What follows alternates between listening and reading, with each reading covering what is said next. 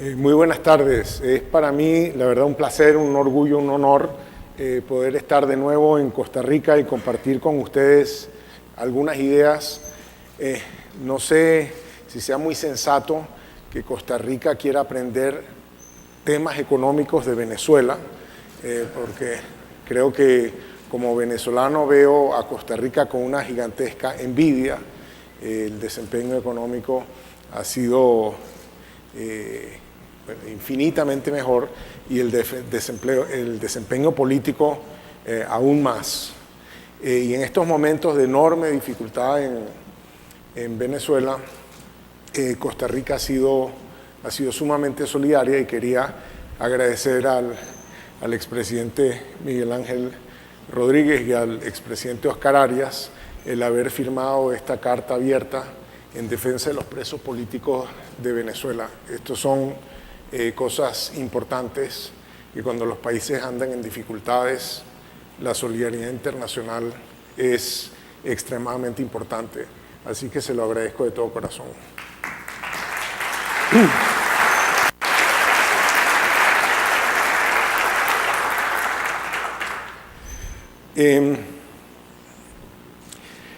Yo vine aquí en el año 98, cuando era economista jefe del BID. Había venido antes durante la presidencia de José María de Figueres, y estuve en la transición al gobierno de Miguel Ángel Rodríguez, y después estuve con el gobierno de Miguel Ángel Rodríguez, vine unas 5 o 6 veces en esa época. Y Edna Camacho tuvo la gentileza de recordarme un documento que yo había escrito aquí, presentado en la Academia de Economía Centroamericana en esa época. Y a mí se me había olvidado completamente que yo había escrito ese documento. Lo leí, me pareció extraño y un poco interesante, pero se me había borrado el disco duro. Entonces ahora estoy regresando a Costa Rica y veo ese documento y tengo que pensar en qué ha cambiado Costa Rica, qué cosas hay nuevas, qué cosas son distintas. En esa época, un poco la narrativa era la misma narrativa de la Biblia. El país venía del paraíso terrenal y había caído, ¿no?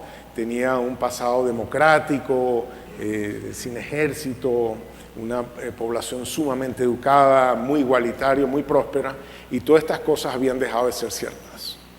Y esa era la discusión del momento, que la educación ya no era la mejor de América Latina, el país se había dejado alcanzar por otros, ya no era tan igualitario, ya no era tan próspera, el país se había quedado dormido un poco en sus laureles, aumento en el Gini, retraso educativo, etcétera, crecimiento mediocre, y además era muy difícil poner de acuerdo a los ticos, pero si por casualidad un día los ticos se ponían de acuerdo, venía la sala cuarta para echarle la cosa para atrás. De modo que ese era el cuento de esa época, eso es lo que está escrito.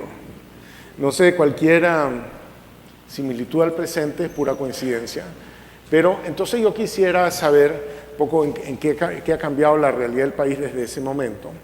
Y la verdad que el país tuvo un crecimiento sostenido bastante estable, de como 2,6% per cápita en este periodo.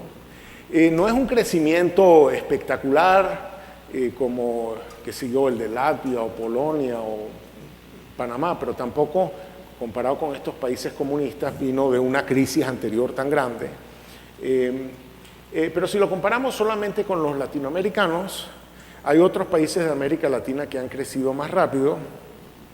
Algunos de ellos, estos que están aquí, tuvieron la fortuna de tener una mejora muy sustancial de sus términos de intercambio, y uno de los que les fue peor, también tuvieron una mejora muy sustancial de sus términos de intercambio, cosa que no tuvo Costa Rica. Entonces, bueno, Costa Rica tuvo un desempeño, digamos que no extraordinario, pero digamos desde Venezuela, se ve magnífico. Además, después de haber tenido un periodo de alta inflación en los 80, el país ha bajado enormemente su tasa de inflación, aunque esta reducción reciente de la tasa de inflación viene acompañada de una apreciación real significativa de la moneda. Entiendo yo que hay entradas de capital que están financiando esto. Es muy importante que esas entradas de capital financien cosas con las cuales se pueda pagar deuda externa, es decir, que financien actividades que directa o indirectamente aumenten la competitividad del país y la capacidad de generar recursos en dólares. Porque la verdad que las importaciones en el periodo reciente han estado creciendo mucho más rápido que las exportaciones, de modo que en el periodo reciente uno no puede pensar que lo puede proyectar ad infinitum. En algún momento, para que el país sostenga estos niveles de crecimiento que los queremos aumentar, las exportaciones van a tener que crecer aún más rápido. La preocupación que teníamos en esa época de que se había estancado la mejora educativa, aparentemente se mejoró. La participación en la escuela secundaria aumentó mucho y también aumentó bastante la participación en la escuela, en la universidad. En la escuela secundaria, supuestamente, de acuerdo a esto, la tasa de inscripción escolar pasa el 100%. Quiere decir que hay gente fuera de edad que está en el sistema educativo y lo importante es que hay un aumento en educación superior. Hay temas de calidad, de composición de esa educación de los que se puede discutir. El otro tema es que este país, que tenía una desigualdad relativamente baja, por alguna razón se metió en niveles de desigualdad más altos.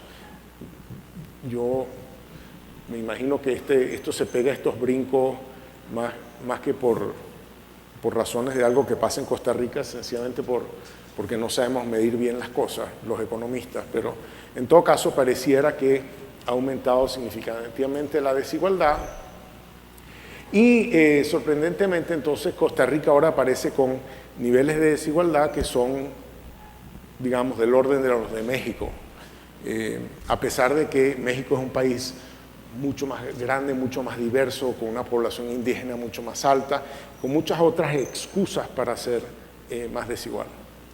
Entonces yo para abordar el tema de un poco cómo repensar el crecimiento de Costa Rica, me voy a pegar un breve repaso histórico de qué es lo que está detrás de la productividad y del crecimiento de esa productividad.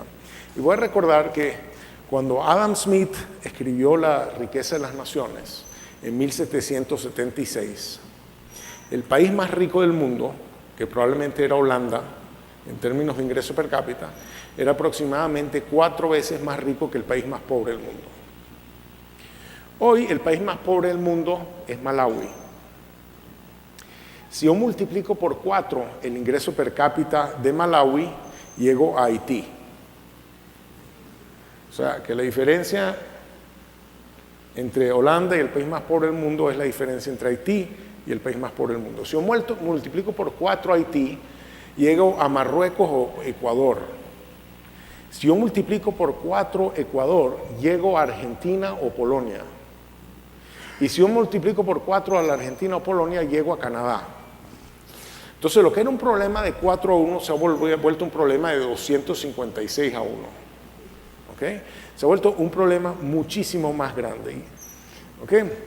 La explicación de moda es que todo esto se debe a las instituciones. Que hay países que tienen buenas instituciones y países que tienen malas instituciones, entonces los países que tienen buenas instituciones crecieron mucho y los que tienen malas instituciones crecieron poco.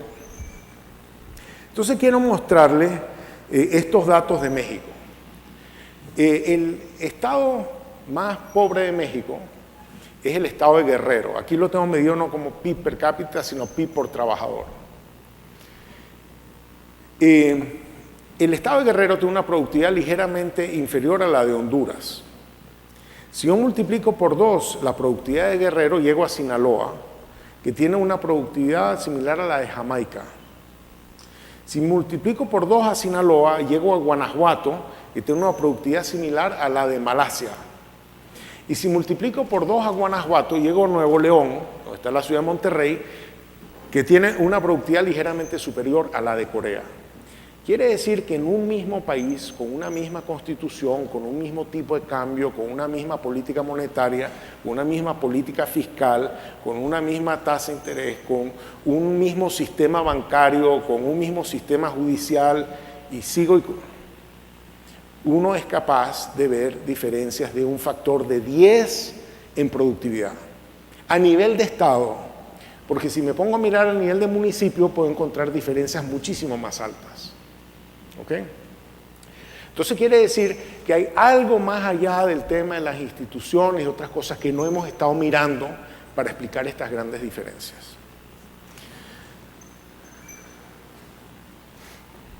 Entonces la pregunta es, ¿por qué en el mundo encontramos gente que hace las cosas de esta forma, siendo que es posible hacerla de esta forma?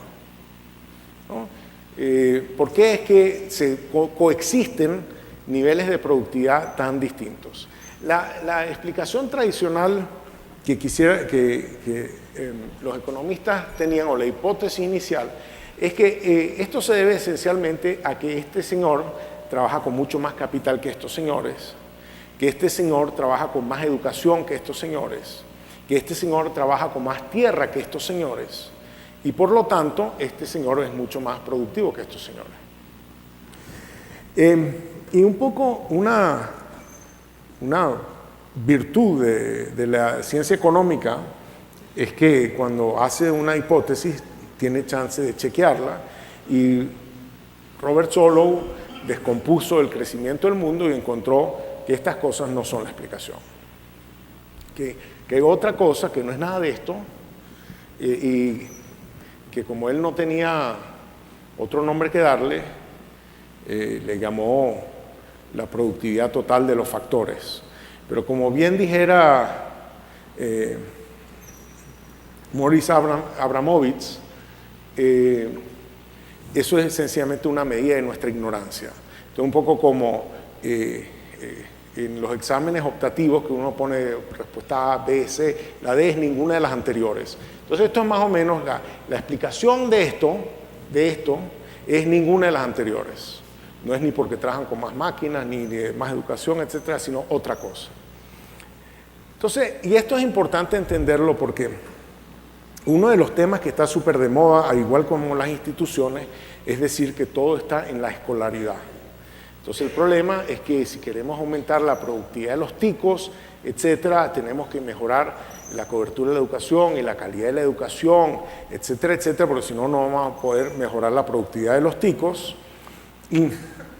Y eso básicamente, no sé ustedes, pero yo salí de la edad de ir a la escuela, entonces quiere decir, mira, contigo no hay caso, situación perdida, si usted ya pasó de los 20 y pico años, olvídese, ¿no?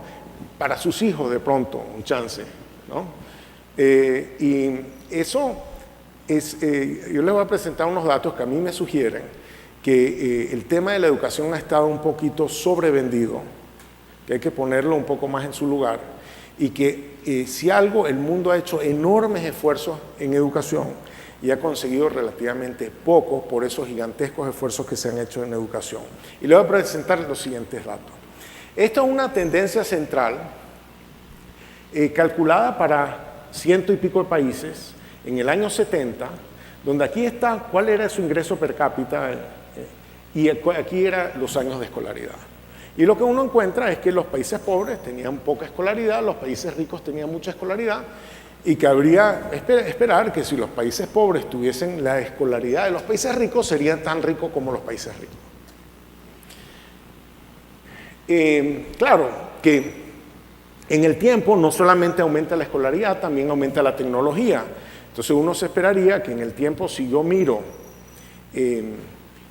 y trato de medir las cosas no para el 70, sino digamos para el 2010, que esta relación se habrá movido a la derecha.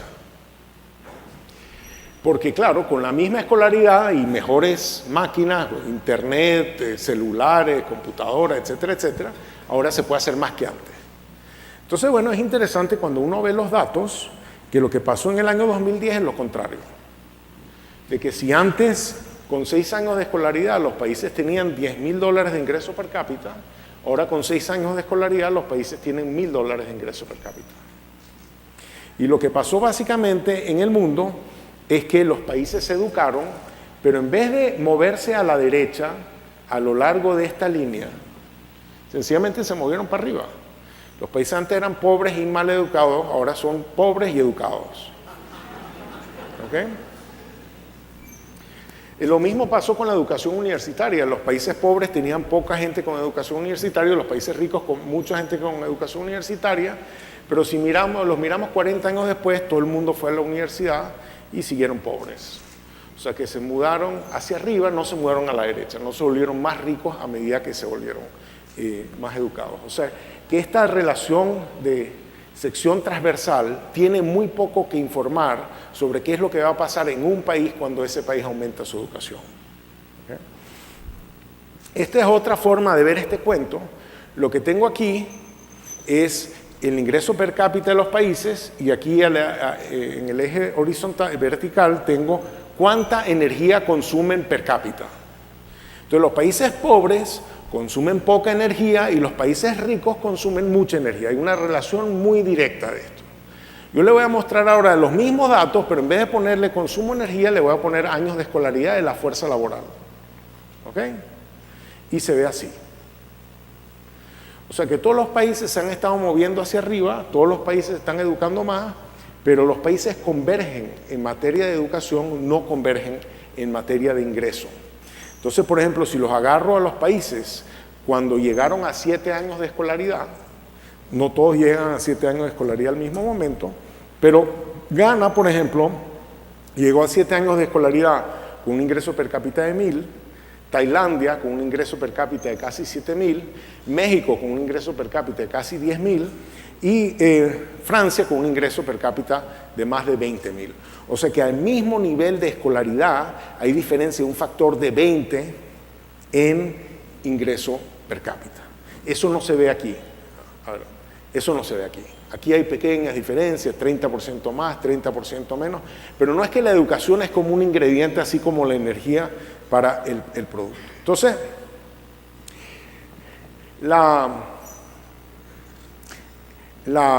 diferencia en estas enormes, gigantescas diferencias de productividad es lo que los economistas llaman tecnología. Tecnología es una palabra así como instituciones. Es una palabra que los economistas, los diplomáticos deben darnos un premio. Porque el secreto de la diplomacia, como ellos tienen que negociar estos comuniqués y demás, entonces necesitan buscar palabras que escondan los desacuerdos. Entonces, como nadie sabe lo que quiere decir instituciones y nadie sabe lo que quiere decir tecnología, entonces todo el mundo va a decir, bueno, es que la diferencia es tecnología y todo el mundo se va a su casa contento, cada quien entendió lo que le dio la gana. ¿Okay? Entonces los economistas dicen que la diferencia es tecnología. Pero, ¿qué significa tecnología? Bueno, tecnología significa, en el fondo, que el mundo aprendió a hacer cosas que no existían antes, con métodos que no existían antes. ¿Okay? De modo que, por ejemplo, cuando Adam Smith escribió La riqueza de las naciones, ninguno de estos productos existía. Ni siquiera el cepillo de dientes. Habría que verle la boca a Adam Smith. Pero bueno, el punto es que hoy no estamos produciendo 30 veces o 40 veces más que cuando Adam Smith, sino que estamos produciendo cosas completamente distintas con métodos de producción completamente distintos. Entonces, bueno, eso es lo que es tecnología. Ahora, ¿dónde está la tecnología? ¿Cómo se come la tecnología? ¿Dónde está la tecnología? Y hay una cierta visión de decir que la tecnología en realidad tiene dos formas. Una es que la tecnología está en las herramientas que uno usa, ¿no? O que la tecnología es un set de recetas, de códigos, de principios que uno puede usar para producir. Ahora, estas maquinarias se pueden transportar en containers y un container para ir de aquí a Somalia no demora un mes. Entonces, ¿cómo es eso que Somalia está como 200 años atrasada? No puede ser porque le cuesta tanto a la tecnología llegar a Somalia. Y si se trata de códigos, bueno, los códigos uno los puede poner en internet. y eso viajaría mucho más rápido. Pero si a uno le duele una muela, uno no le pide a su cónyuge que baje un artículo de internet y resuelva el problema. Uno tiene que ir a una persona que de pronto entiende ese artículo de internet, pero más allá de eso, ve la boca de uno y ve algo que uno no ve. Sabe mover las manos de una forma que uno no sabe moverla y sabe resolver el problema. De modo que una parte fundamental de la tecnología no está incorporada a bienes, no está incorporada a códigos, sino que representa un cierto cableado del cerebro. Está en el cerebro. Entonces, claro, ese cableado del cerebro es más difícil de mover. Y es ese cableado del cerebro el que cuesta mover. Ustedes se preguntarán, bueno, pero me acaba de decir que la educación no es tan importante y ahora me está diciendo que es el cableado del cerebro, pero no es que el cableado del cerebro es lo que a uno le hacen cuando va a la escuela. Esperen ahí. Entonces, ¿qué es lo que falta en la descripción de este cuento? Lo que falta en la descripción de este cuento es algo que a mí me gusta llamar el saber hacer colectivo, el know-how colectivo. Empecemos por el saber hacer, el know-how. Saber hacer es la capacidad de cumplir una tarea. ¿Okay? Digamos como montar bicicleta o que Rafa Nadal le responda un servicio a Roger Federer. En el proceso de Rafa Nadal responderle el servicio de Roger Federer, él sabe hacerlo, decimos nosotros, pero él en realidad no sabe lo que él está haciendo. Porque a él no le da tiempo ni de pensar cuando viene la pelota a 190 kilómetros por hora. De hecho, él empezó a moverse antes de que el otro ni siquiera terminara de pegarle la pelota. Él ya como intuyó para dónde iban las cosas. Y él no sabe poner en palabras qué es lo que él hizo. Y como no sabe ponerlo en palabras, no nos lo puede decir. Y si lo pudiera poner en palabras y nos lo dice, nuestro juego de tenis no mejora mucho. Entonces eso lo que quiere decir que estas son cosas que son muy difíciles de transmitir y no se transmiten sencillamente porque uno entiende. Explícamelo y entonces ya yo sé. Es un proceso de entrenamiento mucho más complicado y es la razón por la cual los conservatorios de música duran per secula seculorum y la gente lo único que está haciendo es practicando y repitiendo y repitiendo. Está recableando y reconfigurando el cerebro. El saber hacer, el know-how, no implica comprensión.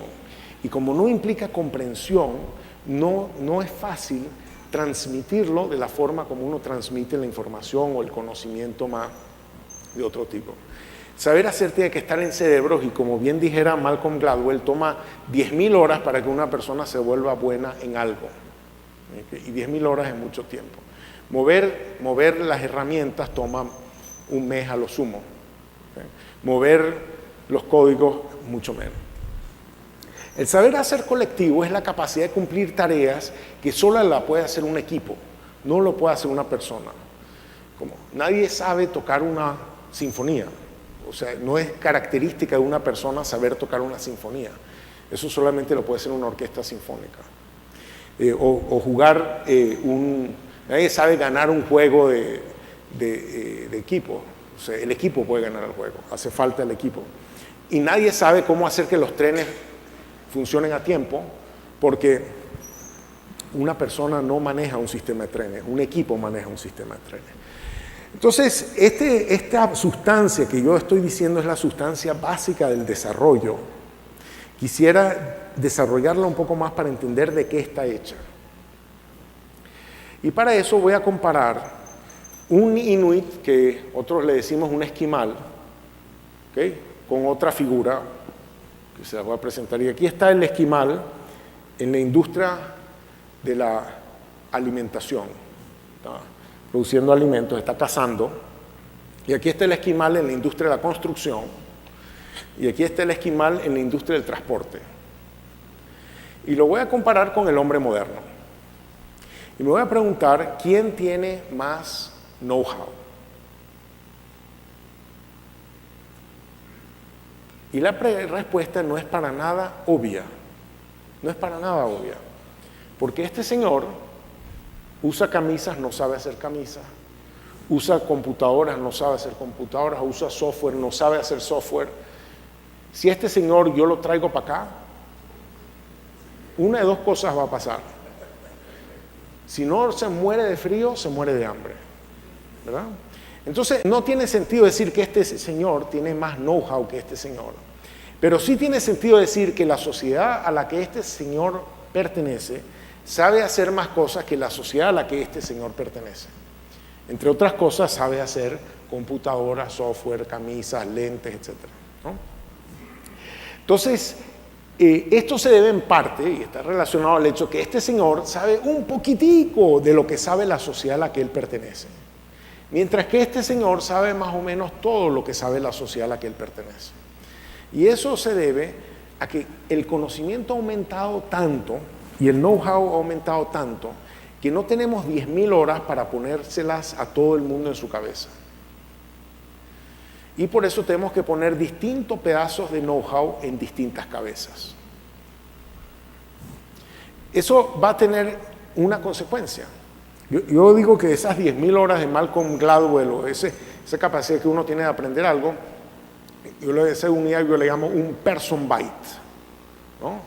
Nosotros todos, cada uno de nosotros tenemos un person byte, ¿no? Yo no sé tocar violín, yo no sé jugar tenis, yo no sé nada de eso. O sea, yo sé de algunas cosas porque yo me especialicé en unas cosas, y cuánto sabe la sociedad depende no de cuánto sabe en promedio cada persona, sino de qué tan distinto es lo que sabe cada persona de lo que sabe el otro. ¿Okay? De la diversidad del conocimiento. O sea, lo que estaba detrás de lo que Adam Smith llamó la división del trabajo realmente es la división del conocimiento. ¿Okay? Entonces nosotros podemos ver cuántos person bytes, cuántas personas hay que involucrar para hacer un producto. Entonces, por ejemplo, esto es una familia ecuatoriana de agricultura de subsistencia, y esta familia ecuatoriana hizo todos estos productos.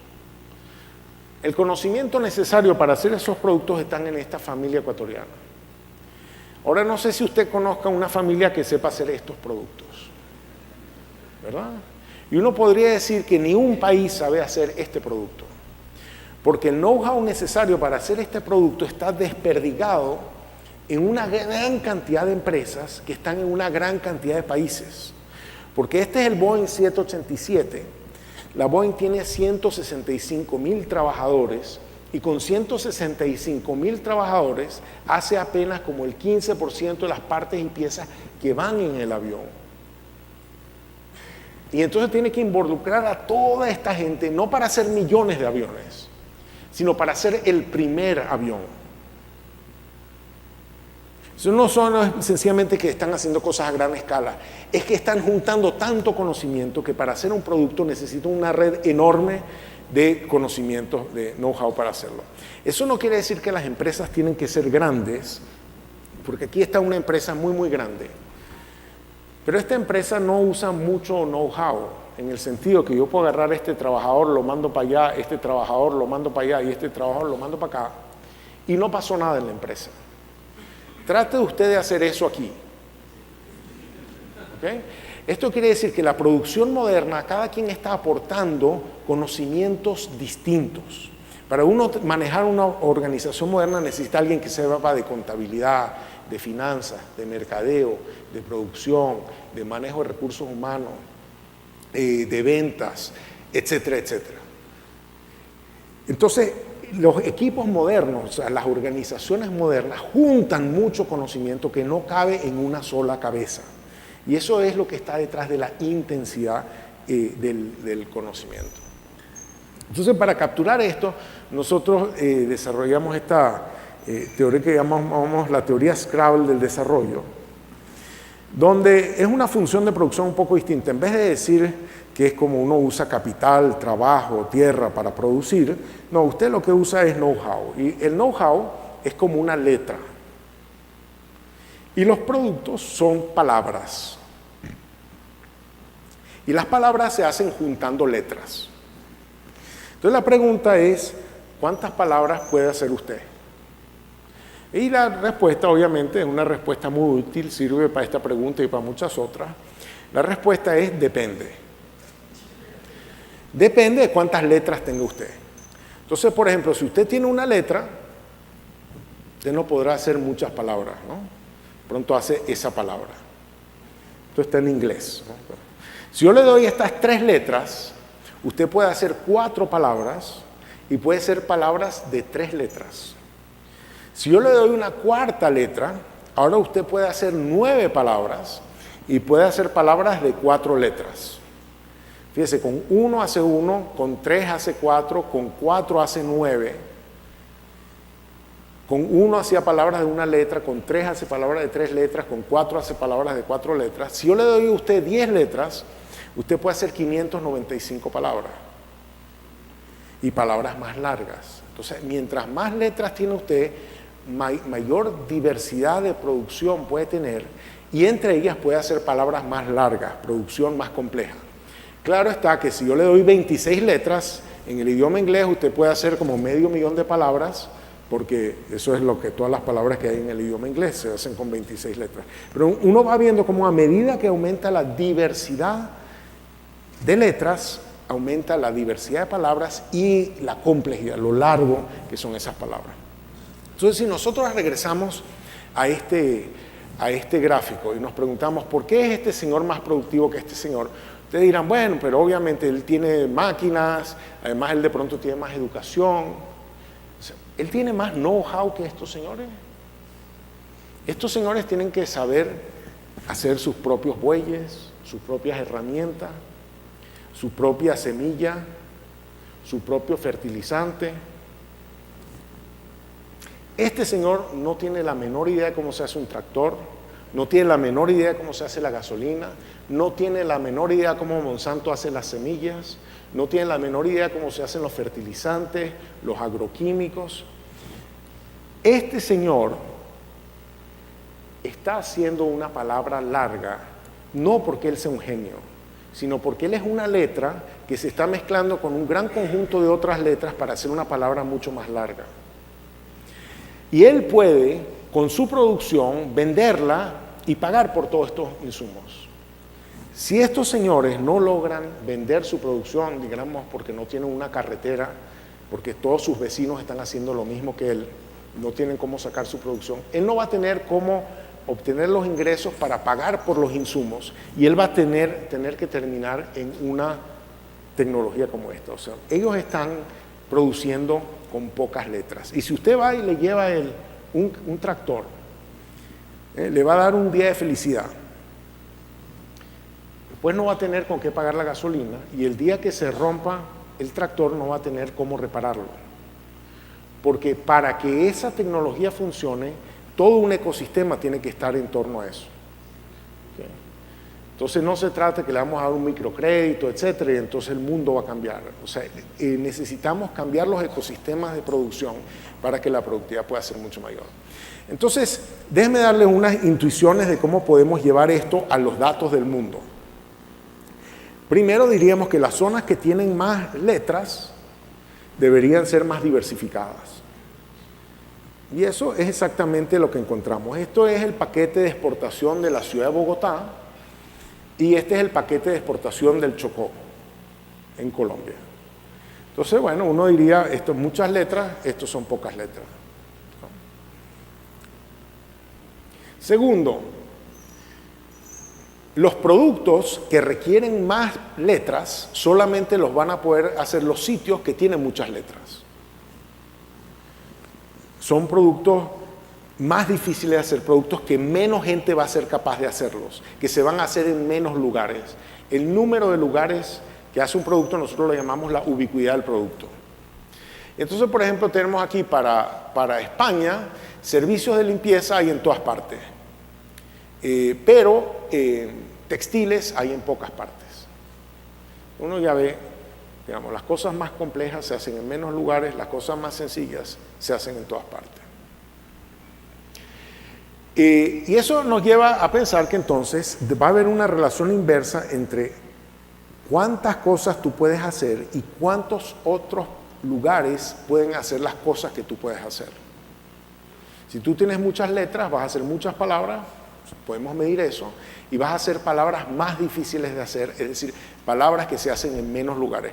Y eso es exactamente lo que vemos. Los países ricos están todos por aquí, hacen muchas cosas y cosas que se hacen en pocos lugares, y los países pobres están todos allá, hacen pocas cosas y cosas que se hacen en muchos lugares.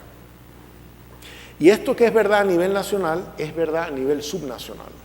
Estos son para zonas metropolitanas de Estados Unidos, esto es para ciudades en Turquía. Aquí está Estambul, hay una distancia gigantesca entre Estambul y la segunda ciudad, y entre la segunda ciudad y la tercera. Y aquí están todas las zonas pobres del sureste turco donde viven los kurdos. Estos son municipalidades de Santiago. Aquí están Santiago, Providencia, Las Condes, y ahí viven los pingüinos. Aquí están los estados de México. Aquí están las ciudades de México. ¿Okay? Aquí están los departamentos de Colombia. O sea, esto es una característica del mundo. Entonces, con esto nosotros hemos desarrollado una técnica para medir cuántas letras tienen los países, midiendo un poco cuántas cosas saben hacer y cuántos otros saben hacer las cosas que él sabe hacer, y le ponemos un poco ahí caldo y sopa y demás, y sale un índice de complejidad económica, y esto nos dice algo del índice de complejidad económica. Estados Unidos tiene muchas letras, Europa Occidental tiene muchas letras. Fíjense que aquí no estamos tomando ni cuántos años de escolaridad tienen, ni qué ingreso tienen, nada. Estamos mirando solamente cuántas cosas saben hacer y cuántos otros países saben hacer las cosas que ellos saben hacer. Yo lo llamo el número de letras que tiene el país, es el índice de complejidad económica, una medida del número de letras que sabe el país. Y aquí tenemos la relación entre ese índice y el ingreso per cápita. En azul están los países que tienen pocos recursos naturales, y en rojo están los países que tienen muchos recursos naturales. Para los países en azul hay una relación muy estrecha entre qué tan ricos son y cuántas letras tienen. Los países más ricos tienen más letras. Los países rojos tienden a estar encima de los países azules, es decir, que son más ricos de lo que cabría esperar por las letras que tienen. Bueno, ¿por qué son más ricos? Bueno, porque tienen recursos naturales. Pero si yo tomo en consideración cuántos recursos naturales tiene, por ejemplo, Venezuela estará por ahí arriba, aquí, ¿no? Tiene poquitas letras, si no fuera por el petróleo estaríamos aquí abajo, pero bueno. Pero si yo controlo por la riqueza que tienen los países, me da esta relación. Y esta relación es una relación ya mucho más estrecha, ¿no? Y uno diría, bueno, está bastante bien, no está perfecta, pero interesante, los errores, entre comillas, que hace esta teoría de las letras, no son puros errores, sino que son muy informativos. Porque aquí está, por ejemplo, India. Esta teoría diría, India, ¿cómo es que tú eres tan pobre si tienes tantas letras? Bueno, esa quizás es la razón por la que India es un país que está creciendo rápido. Grecia, ¿qué haces tú siendo tan rico con lo poco que sabes?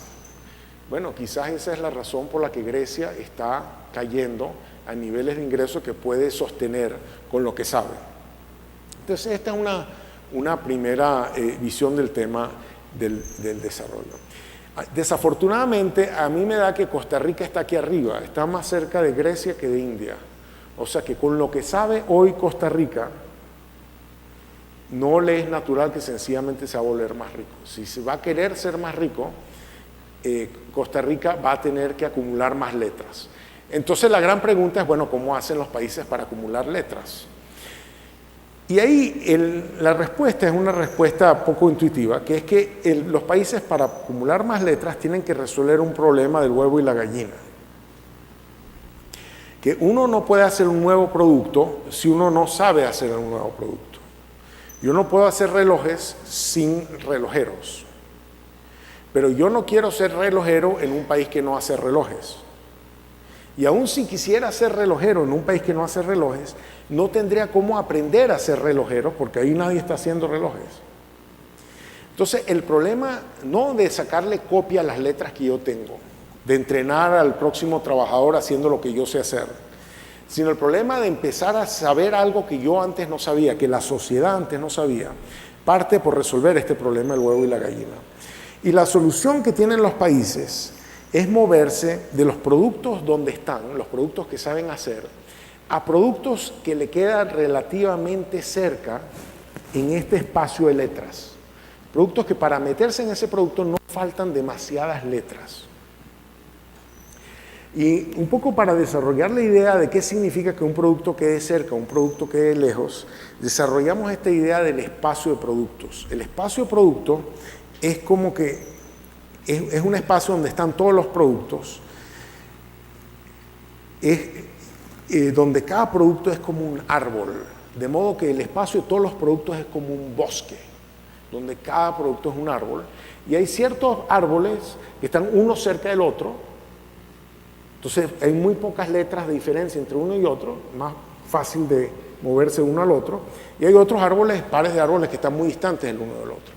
Nosotros desarrollamos una técnica para medir este espacio de productos, para saber dónde están estos árboles, cuál es el mapa tecnológico, digamos.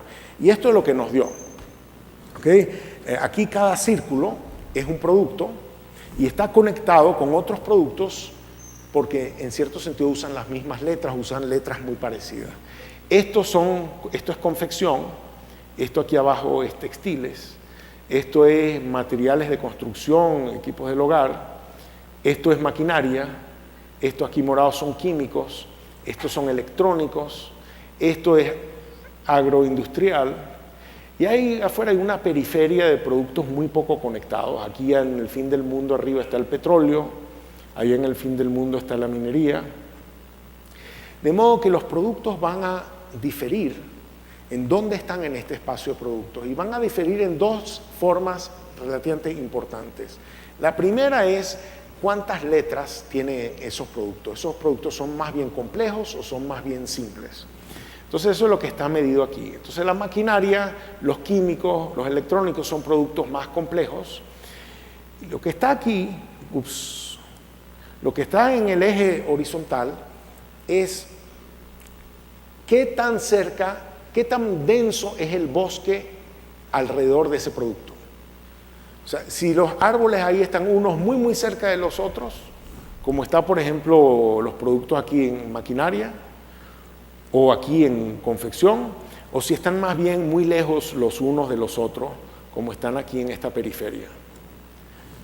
Entonces, por ejemplo, el petróleo o la agricultura tropical está aquí abajo, usa pocas letras, y además esos árboles, está un árbol aquí y el otro y queda una legua de distancia. Mientras que maquinaria tiene muchas letras y tiene muchos productos que le quedan cerca. Si yo sé hacer hornos microondas, yo con las mismas líneas de producción, los mismos trabajadores, los mismos ingenieros, etcétera, puedo ensamblar una gran cantidad de otras cosas. Fíjense, maquinaria están conectados casi como confección, pero confección yo necesito muchas menos letras. Entonces, ¿qué es un país en esta descripción? Un país es un conjunto de empresas que saben hacer ciertos productos. Son un conjunto de equipos que saben hacer ciertas cosas. Entonces, para ponerlo en la metáfora, un país es un conjunto de empresas. Las empresas son monos que viven en ciertos árboles, viven de esos árboles, viven de explotar ciertos productos. Entonces yo puedo agarrar el espacio de productos y mirar dónde cada país tiene sus monos, ¿no? Y bueno, esos son los monos de Venezuela. Ahí estamos el mono en el petróleo, en algunos productos, muy en la periferia de la cuestión. Yo comparo a Venezuela con México, ¿no? Y entonces, bueno, diría, bueno, Venezuela, descubierta por Cristóbal Colón, misma historia, mismo idioma, etc. Si uno mira las instituciones, comparemos las constituciones, si uno mira qué es lo que la gente de esa sociedad sabe hacer bien, ¿okay? Hay diferencias radicales. Esta es en Argentina. Yo tengo por ahí a Costa Rica y ya se lo voy a enseñar. La segunda cosa es cómo podemos nosotros ver el movimiento en el tiempo. ¿Okay? Entonces, bueno, esto es México en el 79, 89, 99, 2009. Uno ve que lo que está pasando es que se va llenando el bosque, y se va llenando el bosque porque los monos van saltando árboles que le quedan cerca. ¿Okay? porque es más fácil para estos monos saltar a un árbol que le queda cerca, y menos letras de distancia, menos problema el huevo y la gallina. Y bueno, ahora podemos ver a Costa Rica. Este es Costa Rica en el año 63, 73, 83, ahí se metieron en la confección. 93, ahí se empezaron a mover a electrónicos. 2003, 2013. No mucho desarrollo adicional en la última década. ¿Cómo explicamos el crecimiento en esta metáfora? Bueno, primero, si el país está arriba o abajo de esta relación, o sea, si se parece más a India o más a Grecia, y como ahí les había dicho, Costa Rica se parece más a Grecia que a India. Y la segunda es que tan bien posicionado está el país en el espacio producto. Si los monos tienen muchos árboles cerca donde moverse.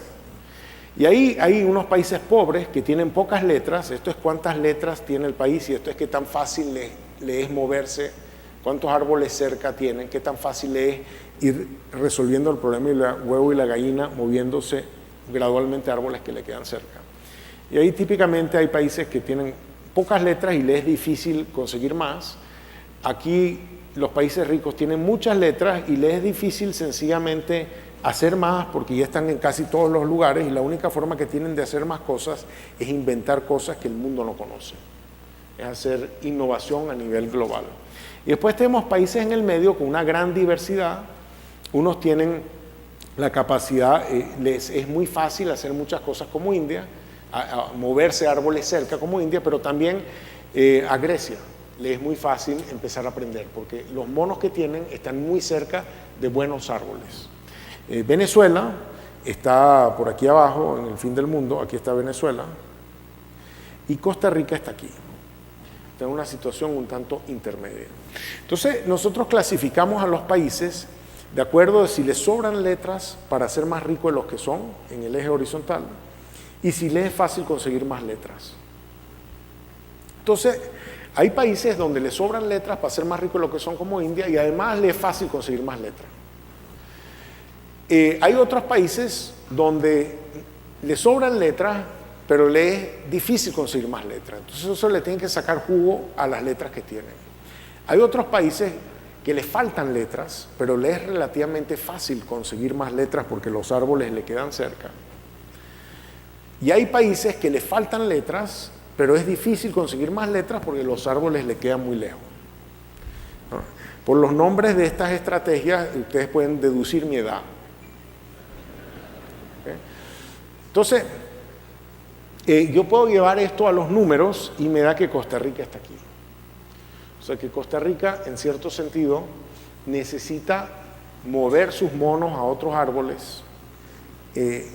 Tiene árboles cerca, manontropo, y entonces va a tener que hacer algo más, digamos, para facilitar la diversificación del país, y quizás por eso es que el país, consciente de eso, ha tenido pues, Senior Moment. ¿Cómo es que se llama la organización? El CINDE. El CINDE y ha tenido toda una estrategia para facilitar la atracción de inversión hacia nuevas áreas y a ir diversificando el país en esa dirección. Entonces,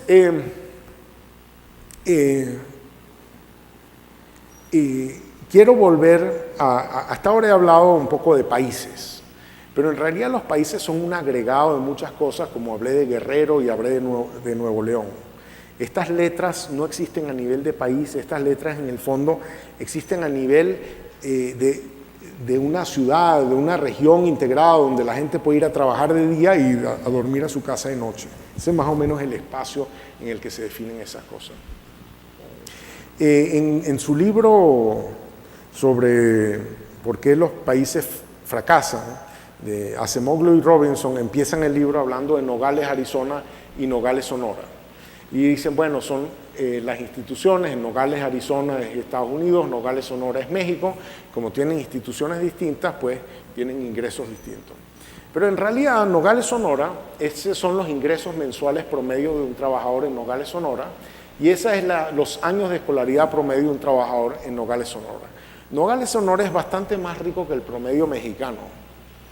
O sea que si bien hay algún efecto de cambio de frontera, también hay otros efectos asociados al hecho que ellos son más ricos que el promedio mexicano, son alguito más educados, no mucho. El estado de Chiapas tiene un ingreso que es casi la mitad del promedio mexicano y tiene una educación que no es la mitad del promedio mexicano, es algo menor, pero no mucho menor. Y dentro de Chiapas está Tuxtla Gutiérrez, que digamos San José. Chiapas tiene 6 millones y pico de habitantes, entonces digamos, que tiene un ingreso superior al promedio mexicano, y tiene otros lugares que tienen ingresos dramáticamente inferiores al promedio mexicano. Este es menos de la mitad, casi un tercio del promedio mexicano, un tercio del de la capital, y aquí hay uno que tiene pues nada. Entonces, estas diferencias no se pueden explicar por educación. Esas diferencias no se pueden explicar por educación, porque para uno explicarlas con educación habría que suponer que los retornos a un año de educación son 10 veces los retornos que uno normalmente mide de un año de educación. O sea que lo que hace que ciertos lugares sean más productivos que otros por magnitudes significativas no puede ser la educación. Te dirá, bueno, pero hay que medir la calidad de la educación. Ok, midamos la calidad de la educación. Después de eso todavía queda mucho por explicar. Entonces nosotros, si uno mide otra cosa, como por ejemplo el grado de formalidad del empleo, es decir, no si están o no están en el Seguro Social, sino realmente lo que uno quiere medir es, el lugar donde usted trabaja, hay alguien que se ocupa de la contabilidad, de los recursos humanos, del mercadeo, de la producción, de la planificación, de las compras, de las ventas, etc. O sea, hay una división del trabajo en esa organización que les permite entonces funcionar con cierta productividad, o eso es básicamente un trabajador por cuenta propia, una microempresa de un par de trabajadores donde ya no hay división del trabajo, no hay división del conocimiento, no hay división del saber, se produce con muy poco conocimiento. Entonces, en Nogales, Sonora, el sector formal representa el 62% del empleo. En México representa el 37% del empleo. Entonces, en cierto sentido, el capitalismo no ha ganado en México, o sea, no ha logrado explotar a los trabajadores mexicanos. O sea, el grueso de los trabajadores mexicanos no trabajan en empresas formales modernas. Entonces, las empresas formales modernas tienen productividades que no son muy distintas de las productividades en Estados Unidos. Pero claro, cuando uno las mezcla con las otras 2/3 partes de la fuerza laboral, el promedio de productividad del país es mucho menor. En Chiapas, en la ciudad de Tuxtla, la capital, ahí apenas un cuarto del empleo está en el sector formal. Y si uno se va a las otras ciudades que le mencioné, nada está en el sector formal. Estos son pura gente produciendo productos de 1 person byte o 2 person bytes. No están haciendo ningún producto de 100 person bytes, 1 kilo person byte. No, están atrapados en formas de producción que suman muy poco conocimiento. Entonces, una forma distinta de entender a los países es que los países están compuestos de lugares, de zonas. Y esas zonas tienen características que hacen que la gente sea más o menos productiva. No es que en ciertos sitios hay gente con poca educación y por eso son pobres, y en otros sitios hay gente con mucha educación y son ricos, no. Es que hay sitios que si usted tiene poca educación, usted va a ser productivo. Y por eso es que la gente se mueve. Se van de los sitios donde nacieron a sitios donde su disposición a trabajar les rinde más porque esos sitios son más productivos. Y lo que hace un lugar productivo es la diversidad de letras que hay en ese lugar. La posibilidad de montar equipos y cosas que juntan conocimientos de diversa gente para hacer organizaciones mucho más productivas. Y esa posibilidad de conectarse con esos insumos o con otras personas típicamente implica algún costo fijo de conectarse, pero una vez que uno está conectado, uno enfrenta costos variables mucho más bajos. Entonces, el que no está conectado tiene costos muy altos, el que está conectado tiene costos mucho más bajos. Esta gente no está conectada particularmente a un sistema de transporte muy eficiente, como está comparado con esta gente, ¿no? Claro que si uno aquí se quiere desplazar, pues cuesta mucho menos porque el transporte es mucho más eficiente. O si uno necesita agua, esta es una forma de tener acceso a agua, esta es otra forma de tener acceso a agua, ¿no? Si uno necesita energía, esta es una forma de transportar energía, esta es otra forma de transportar energía. Pero esto lo estoy dando como ejemplo porque en realidad son muchos insumos, está el internet, la posibilidad de ir al mercado laboral, cuánto me cuesta desplazarme al mercado laboral, etc. Entonces, un poco la trampa que ocurre en el desarrollo es que si eres pobre no vale la pena que yo te conecte porque nunca voy a recobrar el costo fijo de conectarte. Si eres pobre no te voy a abrir una cuenta bancaria porque nunca voy a poder hacer suficiente negocio contigo para compensar el costo fijo de conectarte. Lo mismo con el sistema eléctrico, lo que sea. O si ir al mercado laboral es muy complicado, pues no me conviene ir al mercado laboral, entonces no puedo mezclar mi letra con otras letras para hacer cosas más productivas. Entonces, si no estás conectado, si eres pobre, no vale la pena conectarte, y si no estás conectado, eres pobre. Esa es la trampa un poco del desarrollo. Y sabemos que algo de eso tiene que haber porque cuando hay un cambio dramático en los costos fijos de conectarse, cambia dramáticamente el número de gente que se conecta. Entonces, por ejemplo, en India hoy, el 75% o más de la gente tiene teléfono celular. Yo sé que en Costa Rica cada persona tiene 2 celulares. Pero en India, menos del 3% de la gente tiene teléfono fijo. Y no es porque la telefonía fija es más reciente y todavía no se ha difundido, ¿no? Sino es sencillamente porque el costo fijo de conectar a telefonía es mucho más alto.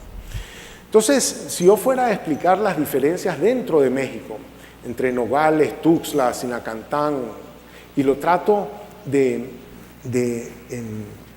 desagregar en términos de qué tan conectado estás tú al sistema, de cuánto empleo formal hay en esa zona, de cuánto acceso tienes tú a estos equipos donde se pueden juntar person bytes, ¿no?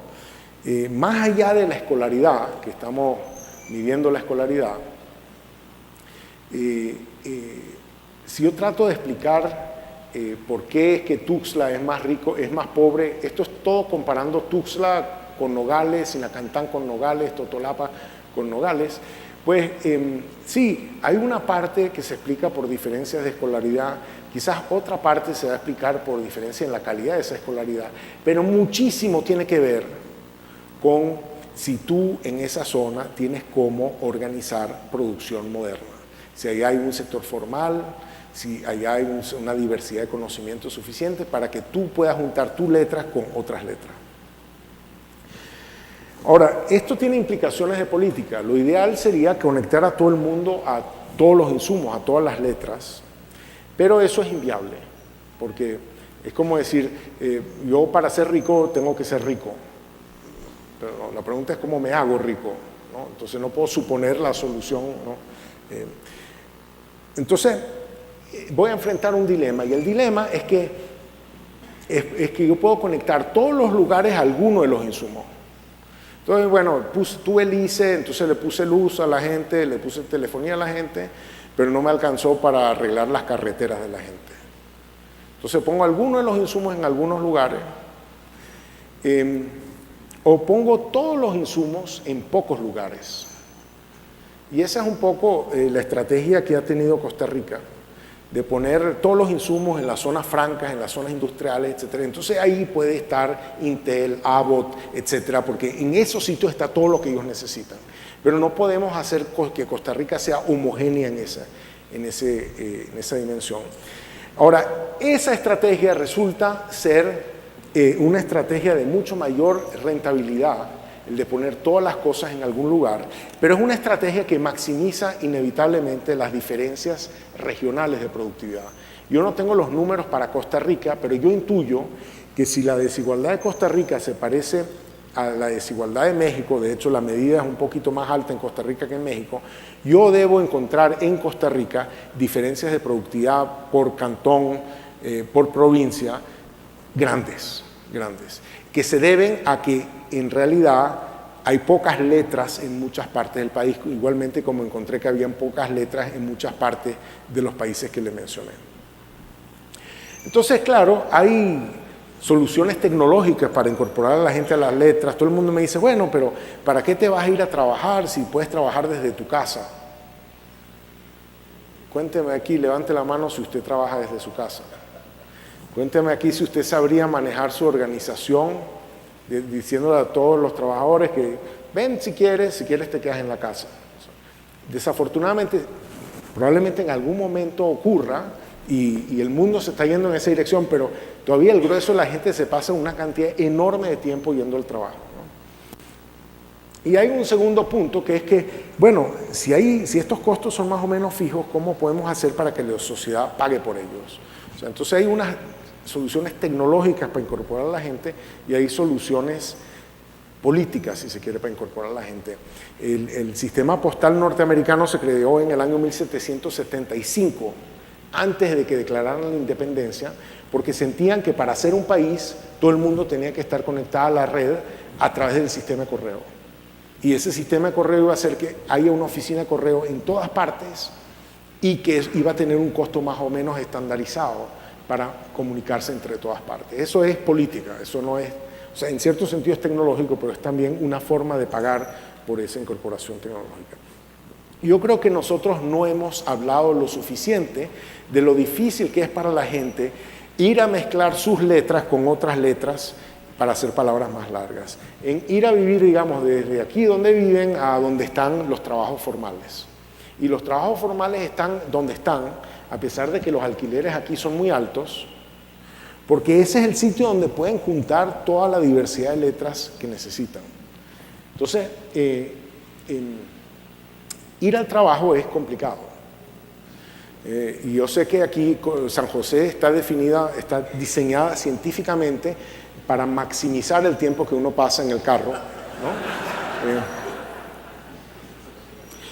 Y ir al trabajo entonces con mala infraestructura es complicado, pero aún con buena infraestructura es a veces muy complicado, ¿no? Y el asunto es que si ir al trabajo me toma a mí 2 horas y volver del trabajo son 2 horas, más 8 horas que voy a estar fuera de la casa, son 12 horas, menos el costo que me cuesta pagar el pasaje y volver, que en algunos casos son la mitad del sueldo o 1/3 del sueldo, suponga que son 2 horas. Entonces yo realmente estoy 12 horas fuera de mi casa, cobrando neto 6 horas. Eso es un impuesto efectivo del 50% al trabajo formal. Yo creo que ese es mucho más importante que todas estas cuestiones de los Doing Business Indicators, que si toma 8 días o 28 días abrir una empresa, etcétera. Todo eso se puede mejorar, etcétera. Pero ahí no es donde están las grandes fricciones. Las grandes fricciones de incorporar a la gente al mercado laboral está en el hecho de que donde nosotros pusimos las casas y donde es conveniente poner los trabajos y la infraestructura que pusimos entre dos y la estructura de transporte urbano, etcétera, hace que sea muy complicado, especialmente para las mujeres, acceder a los trabajos formales, etcétera. Y entonces, como uno no puede acceder a los trabajos formales, uno se queda en su casa haciendo algo útil. Y esto es un desarrollo inmobiliario de viviendas de bajos ingresos al que fui en Barranquilla, Colombia, y me metí, toqué las puertas en varias casas y me atendió la gente que vive en esas casas. Y esas son las casas por dentro. Todas las casas son un negocio. Todas las casas son un negocio.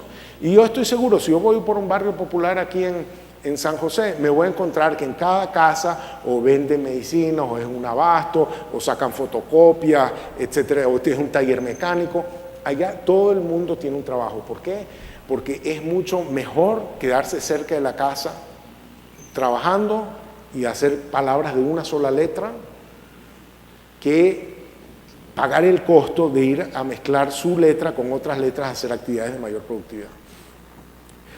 Entonces, ¿cómo se mueve el conocimiento? Esta sustancia que les digo yo que es fundamental. ¿Cómo aumentamos la diversidad del conocimiento en una sociedad? ¿Cómo hacemos que los monos salten a árboles que le quedan cerca? Déjenme darle el caso de esta cerveza. ¿De dónde es esta cerveza? ¿De qué país? Ajá, aquí. O sea, uno dice, bueno, esto tiene que ser de Alemania, ¿no? Porque además Pilsner, ¿no? Pero la ciudad de Pilsen en realidad está en la República Checa y es una gran cerveza, ¿no? Y uno se pregunta, ¿cómo es posible que la ciudad de Pilsen en la República Checa sepa hacer buena cerveza, si tiene además Alemania al lado? Y bueno, resulta que este señor en 1842, como dice ahí, salió de esta ciudad que queda en Bavaria, por ahí donde celebran el Oktoberfest, ¿no? Y se fue a Pilsen en 1842. Y bueno, el hombre tuvo que subir todas estas montañas y bajarlas del otro lado, o sea que no era fácil, ¿no? Pero resulta que hoy la República Checa es uno de los pocos países que es un exportador neto de cerveza a Alemania. O sea que la República Checa le vende más cerveza a Alemania que Alemania a la República Checa. Y eso ocurrió porque un cerebro se mudó de Alemania a la República Checa y desarrolló, ¿verdad? Pero fue ok. Entonces, el conocimiento se mueve cuando se mueven los cerebros. Y es mucho más fácil mover el cerebro que mover el conocimiento al cerebro, ¿verdad? Es mucho más fácil, sencillamente, que se mueva el pececito a la otra, ¿no? Y eso está medido a todo nivel, a nivel de empresas. Las empresas, y yo sé que ustedes han oído mucho a Porter y demás, había un profesor que se llama Klepper, Steven Klepper, que falleció desafortunadamente hace casi 2 años, que tenía la teoría de que los clústeres se forman porque hay una buena empresa y los trabajadores de esa buena empresa se van, montan tienda aparte a hacer otras empresas. Todos los trabajadores de Oldsmobile trabajaron para General Motors, para Ford y para Chrysler. O sea, todos los que fundaron estas fábricas trabajaron para Oldsmobile. ¿Okay? El conocimiento arrancó en Oldsmobile y se fue desperdigando porque la gente de Oldsmobile se movió con su cerebro a otra parte. Eso mismo está muy documentado en Silicon Valley. La gente de Pyra Labs, que creó Blogger, que es la base de todos los blogs, eso fue la revolución de principios del año 2000, toda esta gente se independizó y formó una gran cantidad de otras empresas, como Twitter, como Adobe, Flickr, etcétera, etcétera. El conocimiento como que lo acumularon ahí y después lo fueron desplegando porque se movieron los cerebros. Y eso mismo lo hemos documentado en Suecia, que la forma como una ciudad en Suecia se diversifica es o porque vienen emprendedores de fuera de la ciudad a establecer una nueva empresa que no existía en la ciudad, pero que el emprendedor sí la conocía en su ciudad, o sea, se movió con el emprendedor, o fue una subsidiaria de una empresa que tiene su casa matriz fuera de la ciudad y puso una planta en la ciudad. Entonces, de nuevo, el conocimiento dentro de Suecia no se mueve porque los tipos fueron a la escuela de alta calidad. Sí, los tipos fueron a la escuela de alta calidad, pero si usted quería diversificarse, tenía que traer el cerebro de la gente que sabía cómo hacer a moverlo a este otro lugar. Lo mismo hemos encontrado, no en términos de los emprendedores o quiénes son los dueños de la empresa, sino en términos de los trabajadores. Si usted va a hacer una empresa que es pionera de su ciudad, en Alemania, este es un estudio hecho en Alemania, bueno, resulta que usted contrata a trabajadores con experiencia en esa industria que vienen de otra ciudad. Los de su ciudad fueron a una buena escuela con alta calidad y demás, pero si usted quiere arrancar una empresa, usted necesita trabajadores con experiencia en esa industria y como esta es pionera y aquí no hay que traerlos de donde están. ¿Okay? Y eso mismo se ha documentado internacionalmente. Los países se vuelven buenos en los productos en los cuales son buenos los países de sus inmigrantes. Esta es una región en Sudáfrica que fue poblada por los hugonotes franceses que expulsaron a finales del siglo XVII de Francia, y esta zona se llama en Sudáfrica, en afrikaans, en holandés, se llama la esquina francesa, y en esta esquina francesa hacen vino. El vino se mudó a Sudáfrica en la cabeza de los franceses. ¿Okay? De modo que yo me pregunto si Costa Rica está maximizando los beneficios de diversificarse a partir de atraer cerebros. Yo sé que aquí está lleno de venezolanos y espero que estén contribuyendo a la diversificación del know-how de Costa Rica, pero me dicen otras personas que traer gente capacitada managers, etcétera, a Costa Rica es un dolor de cabeza muy grande porque hay restricciones a los movimientos de talento. Yo le debo decir una cosa. En Harvard, los profesores nacidos en Estados Unidos están en minoría absoluta. O sea, usted no podría tener a Harvard una política de compre tico. ¿Ok? Y si usted le elimina a Silicon Valley los extranjeros, usted elimina Silicon Valley. ¿Ok? Okay. Entonces, esto realmente es un efecto muy, muy grande y muy, muy importante. Es muchísimo más fácil mover el cerebro y después que ese cerebro entrene a su sucesor. Que lo que es que no vamos a hacer eso, vamos a mejorar la calidad de nuestra educación y de ahí va a salir algo. Mejoremos la calidad de la educación, ¿ok? Pero necesitamos una estrategia para los que ya cumplimos 20 años. Entonces, me pregunto yo, ¿hay en Costa Rica diferencias similares a las de Chiapas? ¿Ha sido el desarrollo subnacional dentro de Costa Rica muy variado? ¿Explica esto el alza del Gini? O sea, el hecho de que hemos podido generar zonas de productividad, pero no hemos podido incorporar la productividad a todo el país. Falta la incorporación de zonas o de personas a las actividades modernas. Son los problemas de acceso al Central Business District, a la zona donde típicamente se establecen las empresas modernas por temas de comunicación, de commute, del tiempo que toma ir al trabajo. Representa la infraestructura una imposibilidad de acceso al sector moderno, no solamente por el hecho de que el costo de mandar un container de aquí a Rotterdam es X, sino el costo de ir a trabajar, la desutilidad de ir a trabajar. Falta transformación estructural, nos faltan monos. Si bien sí es cierto, Costa Rica se compara bien con respecto a otras regiones, a otros países de América Latina, pero bueno, es que lo que pasa es que ustedes ya son muy ricos y se comparan con Guatemala, entonces claro, está bien para cuando se depriman y quieran un poco de autoestima, pero con eso no van para el baile. Ustedes quieren ser, no sé, Turquía, Suecia, Israel, algún país chiquito, mucho más rico, ¿verdad? Y para eso necesitan más letras, lo que dice esto. Y si bien CINDE ha hecho maravillas, pues hay que hacer más. Hay que hacer más, hay que tener más monos que salten y hay que ver cómo ayudamos a esos monos a saltar. Y moviendo cerebros es otra forma de hacerlo. Bueno, déjenme, ya voy a parar aquí sencillamente. Déjenme nada más terminar con esto. ¿Cómo reaccionamos ante problemas? Bueno, el ser humano está entrenado para aprender de su propia experiencia y si uno pone la mano en una olla caliente, pues el cerebro se da cuenta y decide hacer algo para que uno deje de pegarse, ¿no? Deje de quemarse la mano. Pero cuando uno está en equipo, la cosa es un poquito más complicada, porque de pronto aparece una oportunidad o una dificultad y no es obvio qué es lo que debe hacer el equipo para responder a esa oportunidad o esa amenaza, ¿verdad? Entonces, yo tengo, por ejemplo, aquí, me copié esto de un artículo del BID.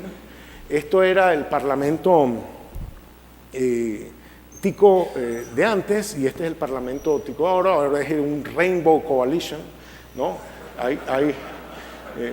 Pasamos de 2 colores a muchos colores, ¿verdad? Y eso hace, obviamente, las negociaciones políticas más complicadas, de modo que ahora que el equipo se ponga de acuerdo se vuelve más complicado, pero si por casualidad y un día, acto milagroso, los ticos se ponen de acuerdo, siempre aparece en la sala cuarta a decirles que eso no se puede hacer. Entonces, creo que el país tiene que compartir un reto, una ambición, una visión de cómo es que se va a volver rico y resolver los problemas de hacerse rico, y espero haber contribuido en algo a esa discusión. Muchas gracias.